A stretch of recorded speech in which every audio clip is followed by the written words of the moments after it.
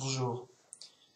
Avant, l'homme donc était ignorant et il était dans l'obscurantisme des religions païennes, de la mythologie, de la superstition, donc pour des choses, des choses qui partaient de son intuition, mais que il essaie de formuler avec ses mots, avec son imagination, avec ce jeu de devinette, ce jeu de deviner le monde. Et donc, il y avait donc ces religions païennes sur des dieux qui partaient de l'intuition du vrai Dieu, mais des choses déformées forcément, une déformation de la réalité. Donc c'était l'obscurantisme, on va dire de la superstition en général. Donc de choses qu'on imagine dans l'invisible, de choses, de fantômes, de que sais-je. D'ailleurs, la croyance qu'après la mort on devient un fantôme, c'est des religions païennes. Donc encore une fois, avec une intuition que les choses ne s'arrêtent pas à la vie, qu'il y a quelque chose au-delà. Mais quoique, on imagine un fantôme. Vous voyez, c'est faux, selon la Bible, mais ça part d'une intuition vaguement vraie, mais qui prend forme dans du faux. Eh bien, de nos jours, on est toujours ignorant, bien entendu, mais sous une autre forme.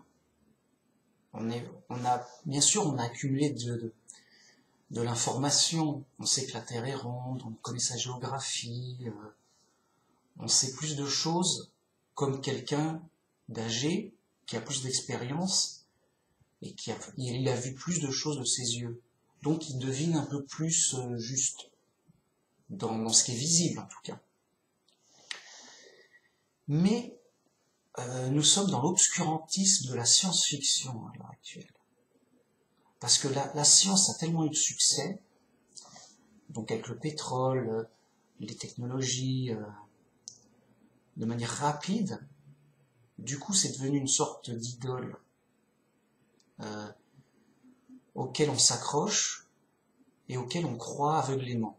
C'est-à-dire, si la science a dit que, si la science a dit ceci, c'est que c'est vrai, c'est indiscutable, seuls les fous remettent ça en question. La science a pouvoir de vérité, la science officielle j'entends. C'est-à-dire que la science officielle dira que n'importe quoi, d'emblée ce sera vrai. Même les gens qui se la joueront sceptiques, oui moi j'ai un esprit critique et tout, la science a une telle influence qu'a priori on croit que c'est vrai. Parce qu'on est dans la confiance. On utilise les voitures, viennent de la science. Les avions, les ordinateurs, on est dans la confiance avec la science. Et d'une certaine façon, on a raison d'avoir confiance, mais il y a un abus de confiance à un moment. C'est-à-dire qu'à un moment, la science dépasse ses limites, et elle est dans l'invention, elle est dans la science-fiction, elle est dans les hypothèses, les théories folles. Et elle nous fait avaler n'importe quoi. Et par abus de confiance, on y croit facilement, et de toute façon les fous y croient. Bon. Donc, le monde est toujours ignorant, son ignorance a changé de forme. On va dire que de nos jours, on est dans l'ignorance de la science-fiction. C'est-à-dire que la science c'est important, c'est vrai, mais la vraie science, et d'ailleurs ça fait des voitures, des avions, des ordinateurs. Mais voilà, les limites de la science, c'est dans l'observation matérielle des choses, et point barre. Et donc, à part observation, test et expérience, on a amélioré des choses, de la matière, des objets, et on a plein d'objets améliorés. C'est bien. La science, c'est un peu de la grosse mécanique.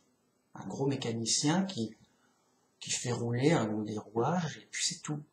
Ça roule, ça roule. Alors, il y a des inconvénients, il y a de la pollution, voilà. C'est juste que de la science, c'est juste comme du bricolage, voilà. Dites-vous que la science actuelle, c'est du bricolage un peu plus perfectionné qu'avant. Parce qu'il y a un peu plus d'outils, un peu plus de... Voilà. Mais c'est tout. C'est pas le bricolage qui va nous sauver la vie. On va dire oui, mais le bricolage c'est bien. Dans une maison, comme ça, on répare des choses, on améliore des trucs, il y a du confort. C'est le bricolage de confort. Mais si votre bricoleur, il dit, écoute, mec, je vais te raconter toute la vie, je vais te dire tous les secrets de l'univers, je vais t'instruire sur toute la vérité entière, comme s'il était Dieu. Et là, t'as envie de lui dire, écoute, t'es gentil, bricoleur du dimanche, mais calme-toi, ça va, tu sais juste visser des vis et imaginer un circuit électrique. Calme-toi, t'es ignorant. Pourquoi t'es ignorant, bricoleur du dimanche? Parce que de la vérité, tu n'en vois que les apparences. Et tu n'en verras toujours que les apparences. Pourquoi? Parce que la réalité est infiniment profonde. Elle est infiniment grande dans l'espace, elle est infiniment petite dans la matière. Tu ne peux pas aller au bout de la vérité, de la réalité. Il n'y a que Dieu qui sait tout. Donc, petit bricoleur du dimanche qui invente tout, qui imagine tout, qui essaie de tout deviner, c'est bien quand tu es dans tes limites, quand tu fais du petit bricolage et que ça améliore le quotidien. C'est ton boulot de bricoler. Mais quand le petit bricoleur du dimanche veut jouer au prophète et à Dieu, là, il est malhonnête. Il n'est pas dans son boulot. Il délire, il est fou. Et il nous dit, voilà, je vais te dire tous les secrets, et ce que j'ai. Et de toute façon, j'ai pas tout, mais plus ça avance, plus je te dirai tous les secrets. Voilà. Mais déjà, t'as bien la biographie de l'univers entière, et t'as la grosse totale, quoi. Puis après, dans les détails, c'est une question de temps pour moi. Alors, qu'est-ce qui donne ça? C'est l'orgueil. L'orgueil humain, c'est de croire savoir ce qu'on ne sait pas. Évidemment qu'ils ne le savent pas. En fait, les gens ne se rendent pas compte de l'ignorance folle. Les gens ne se rendent pas compte qu'ils sont fous. C'est ça le drame. Les gens se rendent pas du tout compte qu'ils sont fous. Sinon, ils arrêteraient un peu de leur folie. Ils mettraient le frein et diraient, oh là, oh, attends, calmons-nous. Est-ce que je suis bien sûr déjà de... Ils seraient dans l'humilité, dans la prudence, dans la sagesse. Donc les gens sont fous et ils n'en sont pas conscients. Alors, donc, les gens, voilà, ne peuvent pas savoir. Je vous explique pourquoi. Les gens ne peuvent savoir que les apparences. C'est tout. Ils voudraient savoir plus, ils ne pourraient pas. Bien. L'histoire, le passé, ce n'est pas une science. On va me dire, mais pourquoi? Mais parce que tu peux voir dans le passé, toi. On ne peut pas voir dans le passé et dans le futur. Donc, l'histoire n'est pas une science, et la science-fiction du futur, tout ce qui se passera dans le futur ou que sais-je d'autre, n'est pas une science. Comment dire? Mais déjà, il faut être pleinement convaincu que l'histoire n'est pas une science. On n'en sait rien de ce qui s'est passé dans le passé et on ne peut pas le savoir. Pour le savoir, il faudrait le voir directement. Et on n'en verrait que les apparences, attention. Donc non seulement on n'en voit pas les apparences du passé, mais on ne peut pas les voir directement. Double erreur, quoi. On est en double erreur. On va me dire, oui, mais pour le passé, on trouve des objets, on trouve des ruines, on trouve des indices, et on déduit qu'il a dû se passer cela. Et c'est un jeu de devinette. C'est un jeu de devinette et de déduction. Alors, Ça ne veut pas dire qu'on a faux. Ça veut dire qu'on ne sait pas. On croit, voilà, je crois que demain il fera beau. Sûrement, on est en automne, mais sûrement demain il fera beau. Il y a de grandes chances, mais je ne sais pas. Donc les gens ne sont pas conscients de leur ignorance. Les fous ne sont pas conscients d'être fous. Comment guérir un fou? Moi je ne sais pas. C'est Dieu qui nous envoie son Saint-Esprit, et le Saint-Esprit nous guérit de notre folie, de notre ignorance. Le Saint-Esprit, c'est Dieu qui peut nous guérir de la folie. C'est Dieu qui donne la vérité. C'est Dieu qui nous influence. Il est omniprésent, il est là. Il nous influence et il nous met dans la logique, dans la logique, la sagesse de Dieu, dans la vérité pleine. Alors on va me dire, oui, d'accord, Dieu, il me donne la vérité, mais c'est pas une science. Je ne le sais pas parce que je voulais croire Dieu. Voilà, Dieu me dit ceci, je le crois parce que c'est Dieu, mais j'en sais rien. Et bien là encore, c'est pas exact. Il y a des choses qu'on peut savoir. Je dis, on peut savoir les apparences. Donc là, par exemple, il y a un écran d'ordinateur. Là, il y a on va me dire, d'accord, il y a une apparence d'écran d'ordinateur. Oui, mais il y a au moins une apparence d'écran d'ordinateur. Il n'y a pas une apparence d'éléphant, de voiture, voilà. Sinon, je l'aurais vu. Vous voyez? Donc, quand bien même je me tromperais, quand bien même je dormirais je dors et je rêve d'un ordinateur. Ben, au moins, quand bien même je rêverais, c'est vrai. J'aurais une apparence d'écran d'ordinateur. Même si c'est un rêve, c'est quand même une apparence d'idée, une apparence en forme d'idée. Mais ce sera vrai. Donc, la recherche du vrai amène à un moment où c'est solide. C'est de la science. Dieu nous dit de chercher la science. La science, c'est quoi? La science, c'est l'étude méthodique par l'observation des choses pour la connaissance. Et en effet, l'observation, c'est donc voir des apparences. Et quand on voit des apparences, on se dit, bon, il y a ça, et il n'y a pas autre chose. Au moins, on sait ça. Vous voyez? Donc, si quelqu'un me dit, ici, il n'y a pas d'écran d'ordinateur. Alors, je dis, alors comment ça se fait que je vois une apparence d'écran d'ordinateur? À un moment, il faut que la réalité soit cohérente, concorde, en toute logique. Oui. Donc après, il faudra qu'il me donne une explication de pourquoi je vois une apparence d'écran d'ordinateur. Mais il prétend qu'il n'y en a pas. Au contraire, si quelqu'un me dit, regarde, ici, il n'y a pas d'ordinateur, d'écran d'ordinateur. Et j'ai d'accord, mais... enfin voilà, il m'a dit, ici, il y a...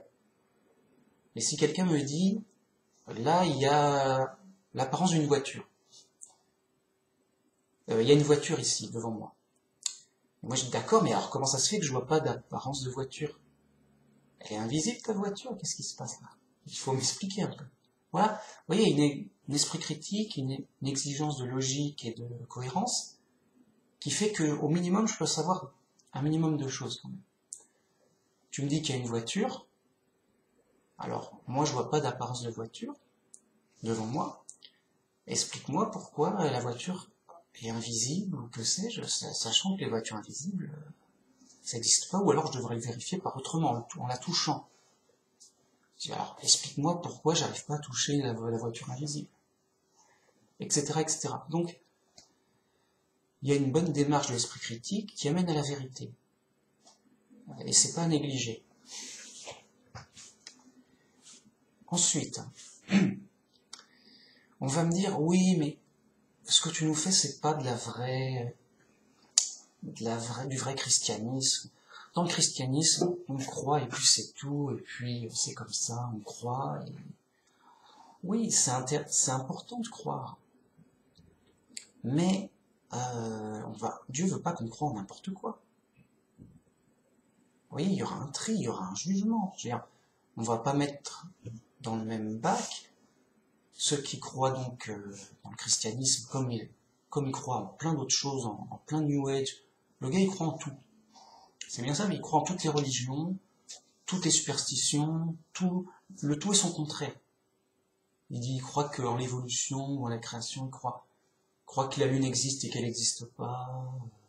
Enfin, il y a un moment, et c'est de la folie pure de croire dans des choses contradictoires. Mais des fois, les gens sont tellement fous qu'ils croient dans des choses contradictoires. C'est dire la folie. Admettons qu'on est un fou pas trop fou, qui ne croit pas dans les choses trop contradictoires, mais qui croit vraiment en tout ce qui tombe sous la main.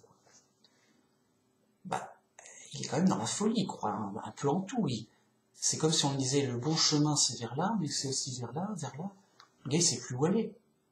Il dit oui, moi je crois dans ce chemin-là, mais je crois aussi dans ce chemin qui va ailleurs, ou ailleurs.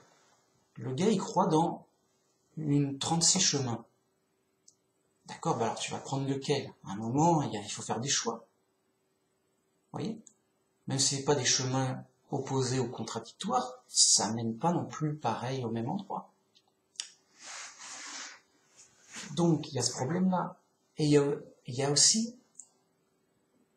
on va me dire, on n'a pas à savoir, c'est Dieu qui sait tout, nous on a juste à croire, aimer, croire, comme des fous. Ben là ils font erreur. Déjà parce que Dieu nous incite à chercher la science et à ne pas écouter l'instruction si c'est pour nous dériver de la science. C'est-à-dire, Dieu nous dit carrément, n'écoute plus ce qu'on te dit, quoi qu'on te dise, si ça t'éloigne de la science. Donc à un moment, il faut être sérieux. Parce que c'est un Dieu de vérité, il veut nous amener à la vérité. Et en fait, Dieu, il nous forme à la vérité. Plus on recherche la vérité, plus on est exigeant avec la vérité, plus on se dit « Ah, mais je veux pas me tromper, comment ça se fait, ceci, cela ?»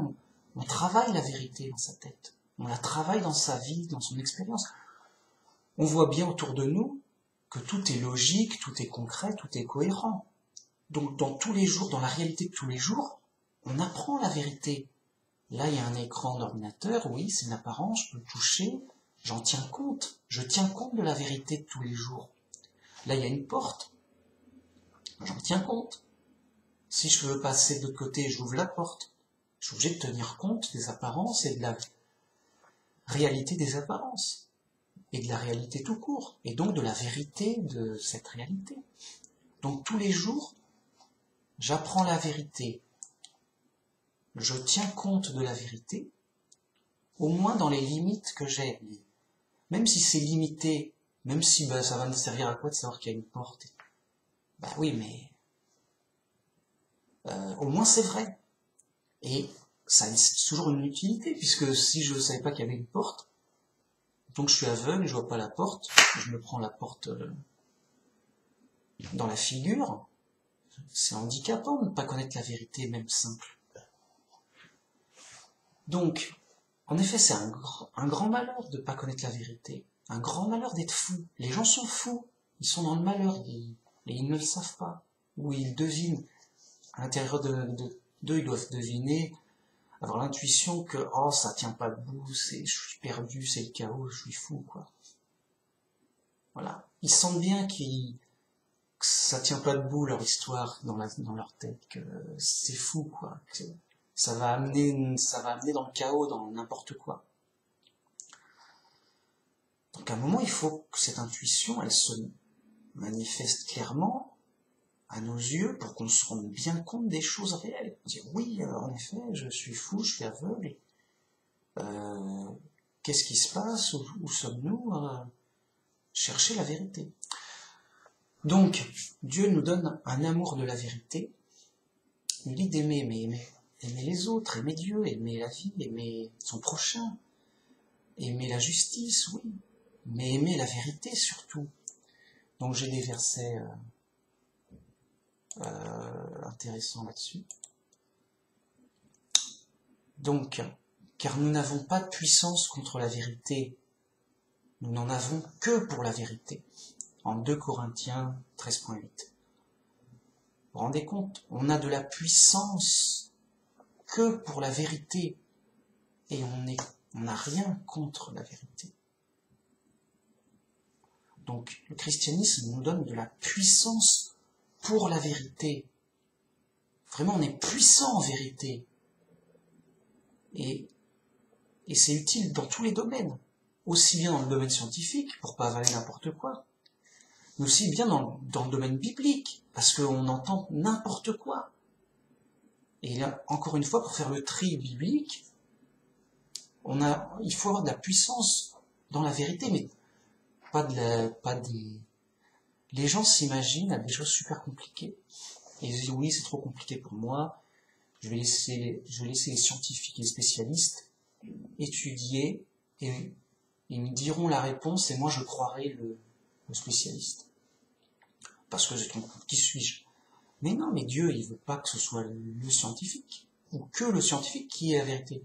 Il veut que ce soit tout le monde. D'ailleurs, il le dit 1 Timothée 2.4, Dieu qui veut que tous les hommes soient sauvés et parviennent à la connaissance de la vérité. Donc Dieu veut deux choses. Déjà qu'on soit sauvé. Parce que si on est mort, et un mort, ça ne lui fera ni chaud ni froid d'avoir la vérité. Donc qu'on soit sauvé. Mais qu'après, progressivement, on finisse à la pleine science, à la pleine vérité, avec un plein savoir. Il dit bien à la connaissance de la vérité, pas à la croyance de la vérité, à la connaissance de la vérité, à la science, connaître. Donc Dieu, il nous forme, pour que nous sachions par nous-mêmes la vérité. Si quelqu'un vous dit, oui, il y a un chameau devant toi, vous n'allez pas dire, oh, mais qui suis-je pour savoir, lui c'est un spécialiste, donc je vais le croire. Non, mais vous voyez pas d'apparence de chameau devant vous. À un moment, faites fonctionner votre logique, votre sagesse personnelle, votre bon sens. Vous voyez? Et lui dites, en toute vérité, écoute, je vois pas de chameau devant moi. Comment ça se fait? Tu me dis qu'il y a un chameau devant moi. Moi, je vois aucune apparence de chameau devant moi. À un moment, je dois conclure que c'est faux. À moins que tu me donnes des explications complémentaires. Est-ce que tu parlais d'un chameau, d'un petit jouet tout petit qui est par terre que j'ai pas vu? Est-ce que tu parlais d'un chameau invisible? Est-ce que tu parlais d'un chameau sur une image dans le décor? Je sais pas. Moment, recherche de la vérité jusqu'à ce qu'on ait toutes les informations, toutes les preuves pour dire ah oui, c'est sûr, c'est ça. Avoir une conviction certaine et solide.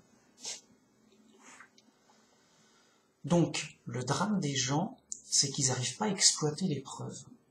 Ah, c'est fou, on donne des preuves aux gens, moi au début, naïf, je dis voilà, je vais leur donner les preuves, ils vont comprendre, c'est simple à pleurer. Hein.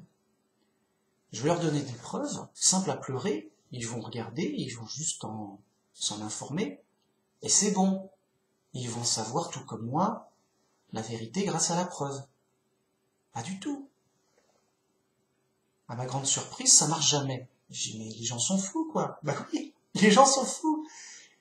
Ils sont fous à la base. Et pourquoi ils sont fous? En fait, ils arrivent pas à exploiter les preuves. Tu leur donnes une preuve, c'est du chinois pour eux. Ils savent pas quoi en faire, ça les embarrasse.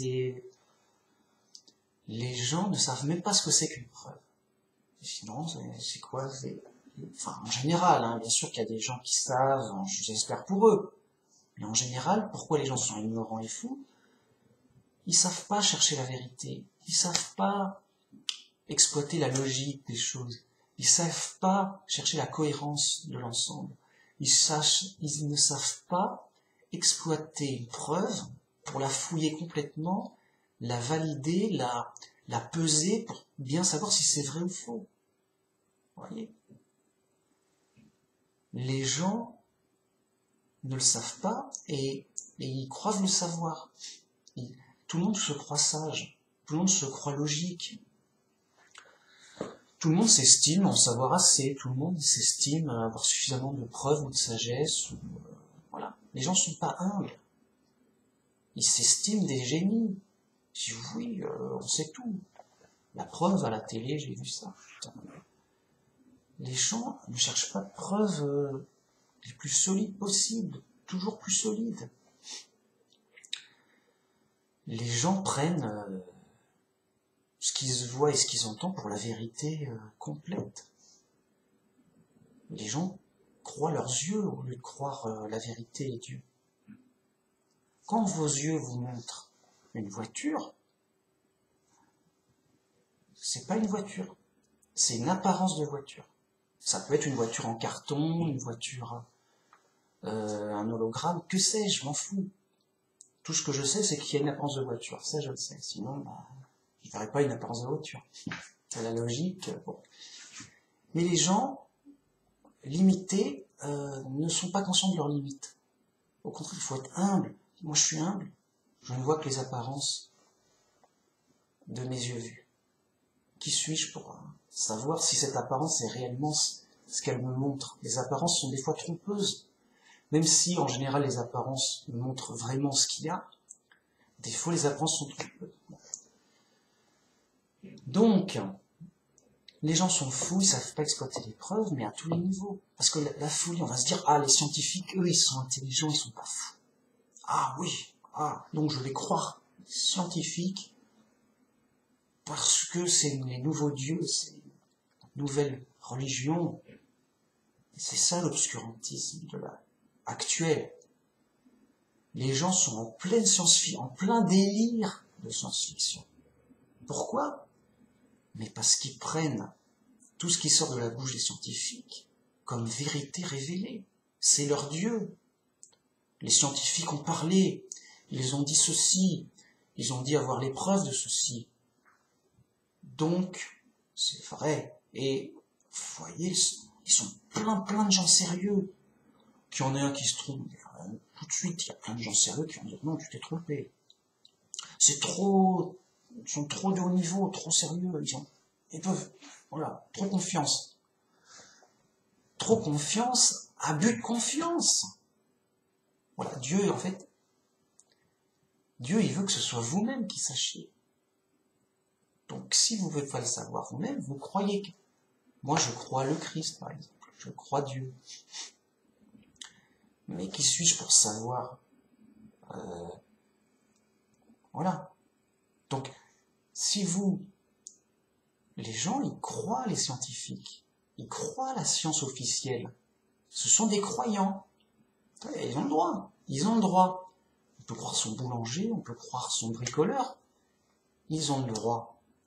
Mais par abus de confiance, des fois, ils croient des choses fausses. C'est comme ça. On peut se tromper. L'erreur est humaine. Bon. Donc, abus de confiance, ils croient les scientifiques, ils savent pas eux-mêmes vérifier par eux-mêmes, ils se croient pas fous. Et quand on dit à un fou qu'il est fou, il se dit non, je suis pas fou, c'est toi qui es fou. Parce que tu me dis quelque chose de fou, qui est contraire à ce que je crois. Vous voyez ? On ne peut pas guérir un fou. Si je dis à un fou, t'es fou, voilà la preuve. Le fou, il n'a pas les capacités pour évaluer la preuve. S'ils avaient dit, oui, t'as raison, j'étais fou, merci pour la preuve.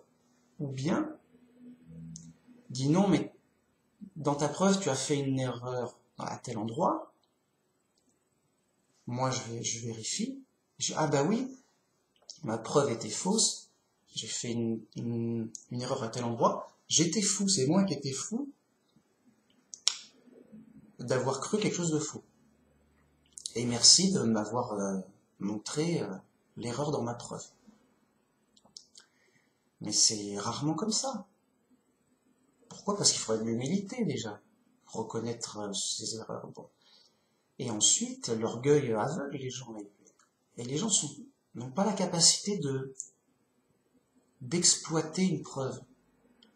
Souvent, un fou me dit, ta preuve est fausse à tel endroit, pour telle raison. J'ai dit, ta raison est complètement à l'ouest. C'est complètement fou. C'est-à-dire que il me donne des preuves folles pour contrer ma preuve logique et réelle. Donc moi, je veux bien écouter des arguments. Mais après moi, je dis, mais non, mais ton argument, ta preuve, elle vaut rien. Elle est à l'ouest, elle est logique, elle est pas pertinente et cohérente. Et elle n'annule pas ma preuve. Mais le gars fou qu'il est, il reste sur sa fausse preuve. Donc, le fou, non seulement donc il peut pas exploiter les preuves, mais il s'abreuve de fausses preuves. C'est-à-dire qu'il croit savoir ce qu'il ne sait pas. Il croit avoir une science. Il croit avoir un savoir solide. Oui, moi je sais et tout. Et j'ai des preuves et tout. Mais c'est des fausses preuves, mais il n'a pas les capacités d'exigence pour s'apercevoir que ces preuves sont trop fragiles, ne sont pas suffisantes, voire même fausses. Oui. Et c'est pour ça que souvent les gens s'en tiennent à des sous-entendus. Donc, qu'est-ce qui permet de valider, d'exploiter, d'analyser, de peser les preuves pour aboutir à une vraie science, un vrai savoir solide? C'est la sagesse. La sagesse, le bon sens. Et ça, c'est Dieu qui donne la sagesse. Hein. C'est Dieu, il nous forme aussi bien à l'intérieur que, donc, au point de vue du corps, des sensations, des émotions, mais aussi de l'intelligence et de l'esprit, pour qu'on puisse comprendre les choses et ressentir les choses. Voyez. Donc, en fait, toute intelligence et sagesse vient de Dieu. Et c'est son influence qui fait qu'on fonctionne bien. En fait, quelqu'un qui est fou, c'est quelqu'un qui fonctionne mal. Il a un bug. Il a une fausse info qui prend pour vrai, et ça bug. Ça bug quelque part. Quelqu'un qui est dans la sagesse et l'intelligence, c'est quelqu'un qui fonctionne bien. Il comprend bien les choses, il fonctionne bien, tout simplement. En bref, c'est quelqu'un qui fonctionne de normal, qui fonctionne bien. Donc, Dieu, en fait, nous influence pour qu'on fonctionne bien. Et l'homme qui fonctionne bien, il comprend les choses. Et voilà, en effet, on est intelligent, on comprend normalement les choses. Seulement à cause des mauvaises influences, de toutes sortes de problèmes, les gens, ils fonctionnent mal, aussi bien à l'intérieur d'eux, dans leurs sentiments, mais aussi dans leur esprit, dans leur raisonnement. Et ça part à l'ouest, ça part dans l'obscurantisme, dans l'erreur, dans la folie, dans des délires, tout ça. Mais les gens se croient sages et sérieux et tout, de leur point de vue. Ils sont hypnotisés, illusionnés par leur point de vue. Illusionnés aussi par le point de vue du monde. Oh, le monde, il dit ceci quand même, tous ces scientifiques quand même. Ça a une force d'influence énorme. Et ça fait une grosse illusion. Quand même, tous les gens disent ceci, quand même. Et donc, il y a une grosse force d'illusion qui fait que les gens, non seulement faux, mais croient avoir complètement vrai, quoi. Ils se posent même pas la question d'avoir faux.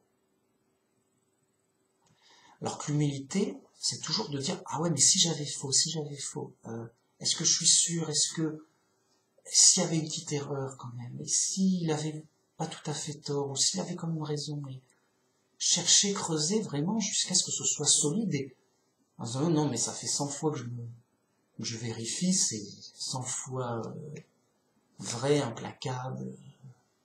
Moi, je vois pas, voilà, une vérification profonde et solide. Autant qu'on puisse, faut se méfier de ne pas dépasser ses limites aussi. Donc, quelqu'un qui est sage, c'est quelqu'un qui vérifie de manière sûre, mais avec autant qu'il puisse vérifier, avec ses facultés et ses limites, bien conscient de ses limites. Le sage est conscient de ses limites. Le fou n'en est pas conscient. Et c'est pour ça que le fou, il s'imagine savoir ce qu'il n'a pas, ce qu'il ne sait pas. Donc, l'amour de la vérité, c'est l'amour de la logique, parce que tout est logique dans la réalité. C'est aussi l'amour de la sagesse, le bon sens. Et donc, voir que tout fonctionne de cause à effet, eh ben, c'est l'amour de la vérité qui nous fait chercher, qu'on a envie de comprendre, on a envie de savoir. Et cet amour de la vérité, il amène justement à la vérité. Puisque qui cherche trouve, à un moment, on cherche, et on se perfectionne, on s'affine, on se forme dans la recherche. Alors, est-ce que le christianisme n'est qu'une recherche de la vérité? Alors, non. Mais ça en fait partie, évidemment.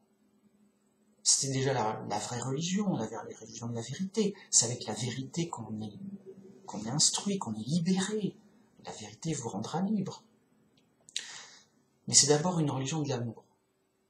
Mais ça n'a rien de contradictoire, puisque on est une religion pour l'amour, et donc pour l'amour de la vérité, et non pas pour l'amour du mensonge ou de l'amour de l'erreur. Vous voyez, à un moment, on est dans l'amour de Dieu.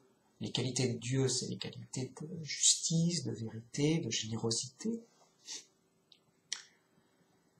Donc,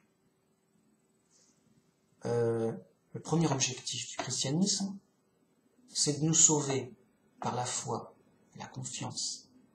Et donc, le deuxième objectif, c'est la vérité pleine et entière. Imaginons quelqu'un qui est en danger. On ne va pas lui instruire toutes les connaissances du monde ou l'instruire tout court. Non. Premièrement, on doit le sauver. Il est dans un danger imminent. La maison prend feu. Il faut le sortir immédiatement. On l'aide pour sortir immédiatement.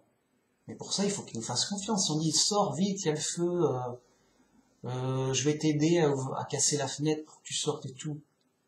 Mais non, oh, t'es fou, toi, non, laisse-moi, moi je suis chez moi, si tu casses la fenêtre, je porterai plainte, je te tire dessus, même. Ouais, hein, ils veulent pas. Ils veulent pas. Par contre, la personne qui est consciente de, ben oui, mais il y a le feu. Oui, mais aide-moi à sortir, quoi. Donc la personne qui est consciente qu'elle est dans le danger et que donc elle doit vite en sortir, elle doit faire confiance à la personne qui est venue la sauver. Donc premièrement, faire confiance en Dieu, au Christ, pour être sauvé. Parce qu'il y a le feu, il n'y a pas le temps de... Et une fois qu'on est sauvé, comment dire, après on peut instruire sur des précautions contre les incendies, comment construire, comment éteindre un incendie, tout ça, voilà. Ça peut servir pour plus tard, vous voyez. Mais bon, donc quel est l'obstacle premier? L'obstacle premier, c'est que les gens fous, ils sont pas conscients que la maison prend feu, ils veulent pas sortir, et voire même ils t'empêchent, non mais tu m'embêtes avec... c'est toi qui es fou, à croire que la maison prend feu et à vouloir casser la vitre pour nous faire sortir. Je suis bien là. Donc voilà, le fou c'est son propre ennemi. Il est dans l'erreur, mais c'est son propre ennemi, c'est son propre obstacle, c'est sa propre condamnation, c'est sa propre malédiction. C'est vraiment, il va mourir et souffrir de sa folie. Il n'est pas conscient des choses. Il y a un mur, il se le prend dans la tête. La maison est en feu, il dit ça va, il fait chaud, c'est bon. Il s'inquiète de rien. On dit il y a le feu, sors vite. Non, et au contraire, il se barricade, et c'est fou, ils veulent me faire sortir d'ici. Impossible à faire sortir le fou de... On se dit bon, allez, on va le sortir de force et tout, il nous tire dessus. Je dis, il y a plus de danger à sortir un fou malgré lui qu'à le laisser, tant pis, il est fou, c'est nos limites. On atteint nos limites, on peut plus rien pour lui. Il est fou, Vous voyez le danger. Donc voilà, Dieu nous sauve. D'où vient cette folie? La folie, c'est dysfonctionnement des choses. Les choses dysfonctionnent à cause des fautes envers Dieu. Car l'homme n'a pas été créé fou, évidemment. L'homme a été créé parfait. Mais par l'influence du diable, les ruses du diable, ils font dysfonctionner les choses. Mettre des doutes et exploiter l'ignorance des gens. Et donc, d'erreur en erreur, mais aussi de mauvaises actions en mauvaises actions, les choses dysfonctionnent de plus en plus. Et plus les choses dysfonctionnent, plus les gens sont fous. Puisqu'au contraire, la sagesse et la raison, c'est le bon fonctionnement, le bon ordre des choses. Donc d'où vient toute cette folie? Des péchés, des mauvaises actions, des crimes, des injustices, mais des mensonges, des erreurs aussi, des idioties, de toutes les mauvaises choses du monde. Et des rebelles à Dieu, dont le diable. Et quel est le but de cette folie? Souvent, des fois, on est attiré par l'orgueil. Ça nous valorise. Oui, moi je sais tout, je peux tout, je suis super, moi je suis le top, moi je suis génial et tout. Ça me valorise beaucoup, je me sens bien, je me sens important, ouais, moi je suis important et tout, ouais, j'ai des grands pouvoirs, je sais tout et j'ai tout machin, j'ai toute la richesse que je veux, je suis super, je vaux cher, quoi. Et donc, cette tentation d'orgueil, de se valoriser, de se glorifier sous nous-mêmes, ça amplifie la folie et l'erreur. Parce que seul Dieu sait tout, seul Dieu est tout puissant, seul Dieu doit avoir toute la gloire d'être Dieu, d'être ce qu'il est, voyez. Et donc la richesse qu'on a, le savoir qu'on a, la puissance qu'on a, c'est grâce à Dieu. Et on peut tout perdre, voyez. Donc ce n'est qu'une apparence de gloire. Si on a des sujets de gloire à voir, en disant oui, moi j'ai des compétences, je suis intelligent, je sais plein de choses, j'ai beaucoup de pouvoir, j'ai beaucoup de richesses, je suis beau, je suis sympa, je suis ce que tu veux. Oui, mais c'est des apparences données par Dieu, qui viennent de Dieu. Et si on se prend nous-mêmes pour son Dieu, c'est la catastrophe. Parce que dans ce cas-là, on rejette la vraie source de ces bonnes qualités, de ces qualités de tout bon don vient du ciel. Toute qualité vient de Dieu. Parce que c'est Dieu qui fait que les choses soient dans l'ordre et non pas dans le désordre. Donc, si on a des choses dans l'ordre et qu'on est fier de son ordre, mais que dans sa folie, on croit que ça vient de nous, eh ben on va détruire notre héritage, on va détruire notre maison par notre propre folie, sans le savoir, parce que on est sur du faux. Et donc,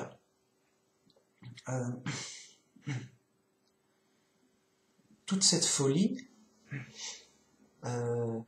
c'est de ne pas reconnaître la vraie source des bonnes choses, la vraie source de la création, la vraie source du bonheur, qui est Dieu seul. Et donc, à Dieu seul toute la gloire. Tout le mérite revient à Dieu.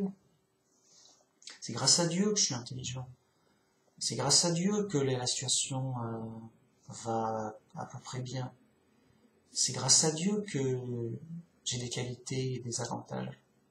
Et j'en aurai d'autant plus au paradis que dans ma situation précaire où n'importe quel danger peut survenir. Parce que là, je serai sous la sécurité de Dieu. Là, je n'ai qu'une vague influence, parce que je recherche Dieu grâce au Christ. Donc voilà, tout ça pour vous inciter donc à toujours chercher la vérité par des preuves, par une démarche exigeante et méthodique,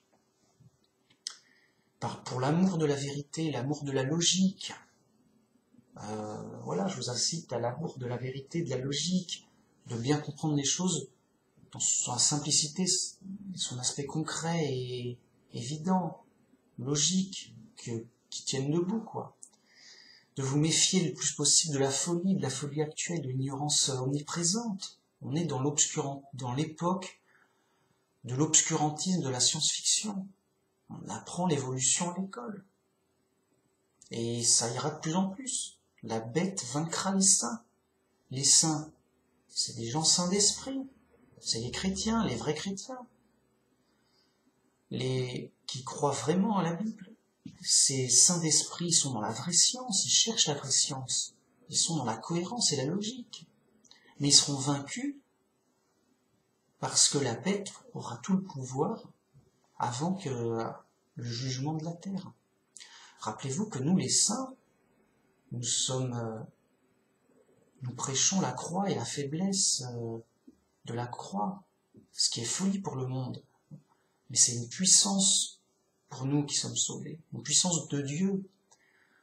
Dieu a choisi de nous sauver par la faiblesse, en imitant le Christ. Voyez ? Donc c'est normal qu'on perd. C'est prévu. Il faut aussi bien comprendre que c'est prévu qu'on perd, que le monde gagne en apparence. Il va gagner en apparence, il va dominer sur les gens et les mettre en ignorance, qui sont déjà. Et nous, on va réduire. Parce qu'un vrai chrétien, il est dans la faiblesse. Il est rejeté du monde. Il est moqué par le monde. Il va pas dominer le monde et faire la loi. Vous voyez, c'est la toute pleine cohérence de la Bible. Et pourquoi ce chemin ? Pour que enfin le monde montre son vrai visage. Et voilà, c'est ça le monde sans Dieu. Voilà le vrai visage du monde.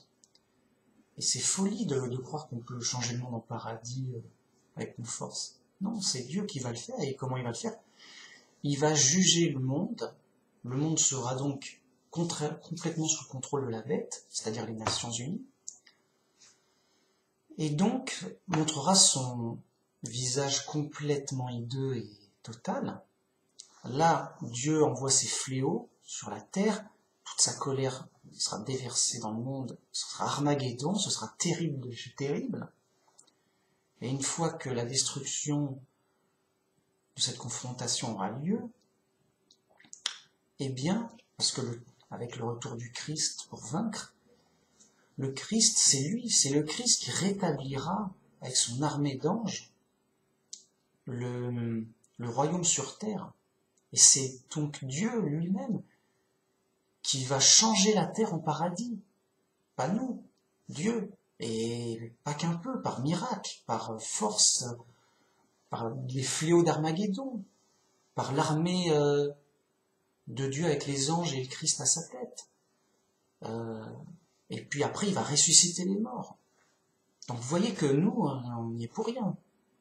Nous, on n'a fait que témoigner de notre foi et de la Bible qui témoigne de ce que va faire Dieu plus tard. Donc, vous voyez, c'est Dieu qui sait. C'est Dieu qui s'occupe des choses. C'est pas à nous de savoir ou à nous s'occuper des choses. Nous, on a juste qu'à, dans un premier temps, croire Dieu, chercher Dieu, et ensuite comprendre la vérité, et enfin savoir la vérité. Et comment on sait la vérité ? Par des preuves lourdes, par la logique, la cohérence de l'ensemble, par l'examen, par vraiment les preuves. Voilà. Des preuves lourdes à tous les niveaux. Et être formé dans la sagesse de Dieu, être formé avec la logique même de la réalité. Parce qu'il n'y a pas 36 logiques, il n'y en a qu'une seule. C'est celle de la réalité. Et en fait, et pour finir, puisque je vois que je suis long et c'est mon style, pour finir, qui va arbitrer, qui sera l'arbitre final ? qui va arbitrer qui a tort, qui a raison dans tous les domaines. À un moment, on ne sait plus, oui, alors c'est qui a raison, c'est qui a tort, comment savoir, comment savoir. Et bien au final, l'arbitre final, c'est la réalité, c'est le résultat final. S'il n'y a pas la résurrection des morts, s'il n'y a pas Armageddon, si on n'a pas la vie éternelle, ben, on s'est trompé. Voilà, Paul il l'a dit. Si les morts ne sont pas ressuscités, alors le Christ non plus n'est pas ressuscité. Et si le Christ n'est pas ressuscité, alors votre foi est vaine, c'est faux, c'est une erreur. Vous voyez ? Donc ce sera le résultat, ce sera la réalité même qui sera l'arbitre implacable. Et les fous seront traités selon leur folie, et ils auront le résultat de leur folie.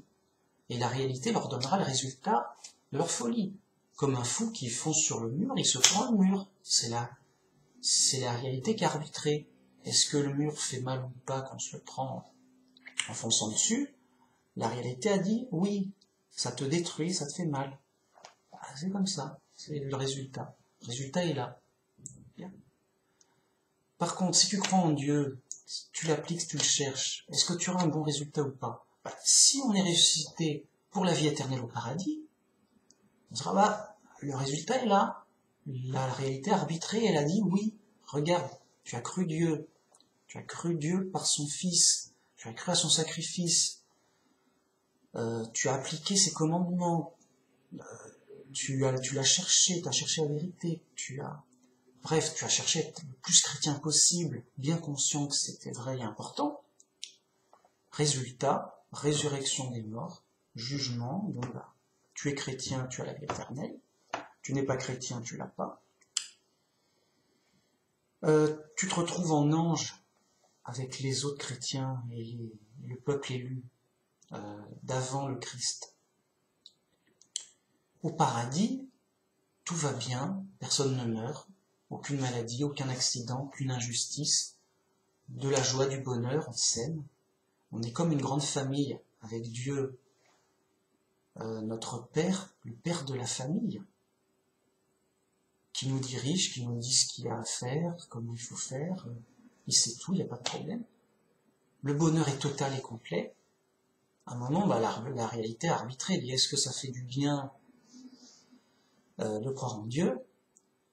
Eh bien, malgré les épreuves qu'on a sur Terre, au final, la réalité arbitrée, l'arbitrage final de la réalité, on dit, si c'est vrai, donc, si la Bible est vraie, et qu'on se retrouve bien au paradis pour la vie éternelle, oui, complètement oui, d'un oui complet, d'une vérité complète, d'un bonheur complet, d'une vie complète, éternelle. Le complet, Dieu est complet, c'est complet, tout, d'une complète logique, d'une complète cohérence avec la réalité, d'une complète réalité, d'une complète concrètement complète. Cherchez la vérité complète, cherchez le fin mot de l'histoire, cherchez le solide éternel, cherchez l'éternel, cherchez Dieu, cherchez le but de la vie, cherchez le but final, cherchez la vérité absolue, cherchez le bonheur éternel, complet, cherchez le vrai bonheur, la vraie réalité. Tout le temps, jusqu'à ce que vous la trouviez, mais tout le temps. Voilà. Et pourquoi c'est mon message avec autant d'empressement? Pour l'amour de la vérité, pour l'amour de la sagesse, pour l'amour de la logique, pour l'amour du vrai. Il y a plein d'autres amours, l'amour de la justice, l'amour de la bonté, de la générosité, l'amour du beau, l'amour des belles choses, l'amour du bon, mais voilà. Je vous dis ça pour l'amour de la vérité. Cherchez la vérité. Avec logique, preuve, science, méthode, sérieux, profondeur, solidité, complète, quoi. Jusqu'au bout, complet. Voilà, donc encore une vidéo bien longue, parce que voilà, moi je me chauffe, j'aime bien. C'est mon style, hein, c'est mon style, c'est comme ça. À la prochaine. c'est comme ça. Au revoir et merci.